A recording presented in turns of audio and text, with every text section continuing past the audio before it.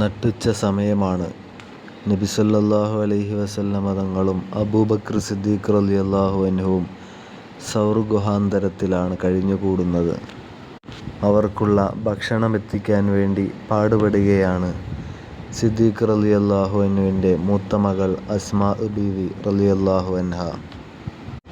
അവർ ഗർഭിണിയാണ്. അബ്ദുല്ലാഹിബ്നു സുബൈർ റളിയല്ലാഹു അൻഹുവിനെ ഗർഭം ധരിച്ചിരിക്കുകയാണ്. എങ്കിലും നബി സല്ലല്ലാഹു അലൈഹി വസല്ലമ തങ്ങൾക്കും പ്രിയ പിതാവിനും ഭക്ഷണമെത്തിക്കാൻ വേണ്ടി അവർ ആ നട്ടുച്ച വെയിലത്ത് ഇറങ്ങിത്തിരിക്കുകയാണ്. ഗർഭാവസ്ഥയുടെ കഷ്ടപ്പാടുകൾ സഹിച്ച് ആ പർവ്വതശിഖരങ്ങൾ കയറി അവർ ഹബീബിനുള്ള ഭക്ഷണം എത്തിക്കുകയാണ്. അത് നട്ടുച്ച നേരത്താണ്. വെയിലാറും മുമ്പ് തിരിച്ചെത്തുകയും വേണം. അങ്ങനെ അസ്മാ റളിയല്ലാഹു അൻഹ ഭക്ഷണം കൊണ്ടുകൊടുക്കുകയും അതിവേഗം നടന്ന് തിരിച്ചെത്തുകയും ചെയ്യുന്നു. ഭക്ഷണം പൊതിയിലാക്കി കെട്ടി കൊണ്ടുകൊടുത്ത പശ്ചാത്തലത്തിൽ നബി സല്ലല്ലാഹു അലൈഹി വസല്ലമ തങ്ങൾ അവരെ ദാത്തുൻ നിതാഖൈൻ എന്ന് പേര് വിളിച്ചതായി കാണാം.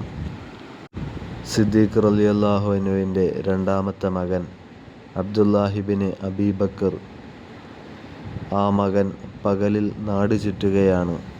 നബി സല്ലല്ലാഹു അലൈഹി വസല്ലമ തങ്ങളെപ്പറ്റിയും സിദ്ദീഖ് റളിയല്ലാഹു അൻഹുവിനെ പറ്റിയും ശത്രുക്കൾ എന്ത് ചർച്ച ചെയ്യുന്നു എന്നറിയാൻ വേണ്ടി പകലിൽ നാട് ചുറ്റുകയാണ്.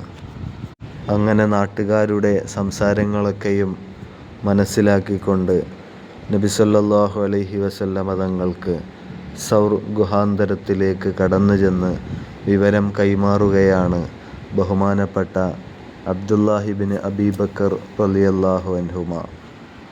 മഹാനവർകൾക്കും കഷ്ടപ്പാടുണ്ട്. കാരണം ഖുറൈശികൾ മഗ്‌രിബോടെ ഉറങ്ങുന്ന സംസ്കാരമായിരുന്നു അന്ന്. ഇസ്ലാമിൻ്റെ കടന്നുവരവോടുകൂടിയാണ് ഇശാ നിസ്കരിച്ചിട്ട് ഉറങ്ങണം എന്ന് തിരുനബി സല്ലല്ലാഹു അലൈഹി വസല്ലമ തങ്ങളുടെ സന്ദേശം ലഭിച്ചപ്പോഴാണ് അവർ ഉറക്കം ഇശാഇന് ശേഷമാക്കി മാറ്റിയത്.